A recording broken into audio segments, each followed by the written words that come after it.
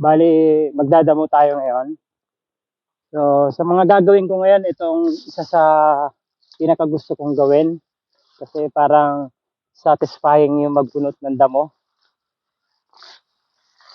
Ayan, oh.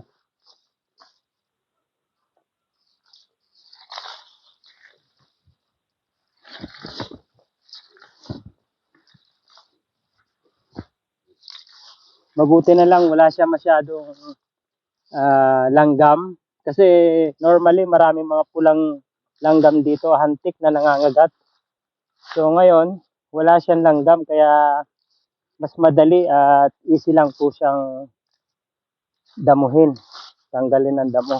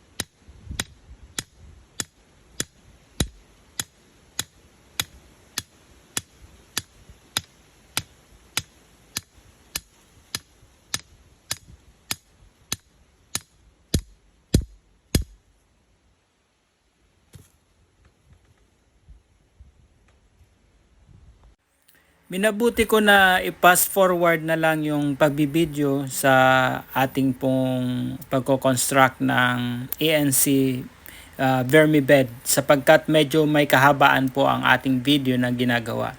Subalit ganun pa man ay gusto kong ipakita sa inyo yung ating pong pagko-construct nito. So it's around siguro mga 5 square meter ito or 7.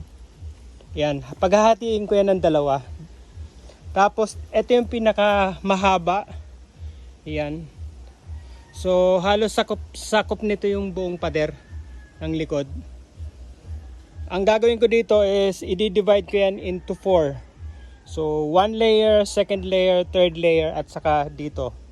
Sa may daanan na ito. So, may pang-cover na rin ako dyan. Ito. Yan. Ready na yan i-cover ko. Tapos, ito naman, yung pang-cover ko nyan, yun na. Then, ito yung puno, tutuloyan ko lang, papakita ko sa iyo. Ito yung puno na to, bali pinapatay ko to nung pag-uwi ko dito nung last July. So, ito, kailangan itong matanggal dito. Ayan. Pakita ko lang sa iyo yung ilog, yung sapa. Ayan, buhay yung tubig dyan. Maraming hito, dalag, hipon. Tapos, kung alam mo yung bayawak, meron yan dito. Ayan. So, ito yung view ng baba. Then, ito yung mga cubicle na ginawa ko. Ito yung mga nanggaling kay Papa na scrap na may yero. So, ayan, talagang sobrang nagpapasalamat ako kay Papa kasi mapapakinabangan ko ng maayos to. So, dito, wider to, mas malapad. Pero gagawin ko itong tatlong division. Siguro, 2 or 3. Pero, probably 3 division yung gagawin ko dyan. Tapos may mga pantakip na rin ako dyan. Hindi ko lang natapos. Kasi 5 something na dito. 5:30 na ng hapon. Malamok na. Then ito yung ibang lalagay ko naman to sa mga fence sa gilid. Tapos ito yung pinakamalapad. Ayan o.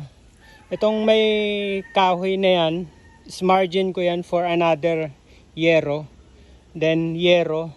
Tapos yun, pag tinayo ko yan, magiging 1, 2, 3. Bali 3 rin yan. 3 cubicle, pero malalapad. At the same time, sa gitna, kasi malaki ito eh. So siguro mga 25 to 30 square meter ito from there. Mula dito sa may kanto na ito. Mula dito. So masyadong malaki siya para sa cubicle ng vermicast. So ang gagawin ko niyan, maglalagay ako ng division dito. Yan. I-division ko yan. Pakita ko lang sa iyo yung buong aerial ng location. Mula dito, yan yung sinabi ko na yun ng mga kaputol. Is lalagay ko sa mga fence tulad niyan para walang makalabas na worm. Ito po, ngayon po ang gagawin po natin ay magpa-flat po tayo ng beddings sapagkat medyo slopey po yung aking lupa dito. At sa nakikita nyo po ay pinapala ko yung medyo mataas na portion ng lupa para magpantay po siya. So guys, please support my channel, Mr. Organico. At please subscribe na rin ang ating mga kasamahan na nag-ENC rin.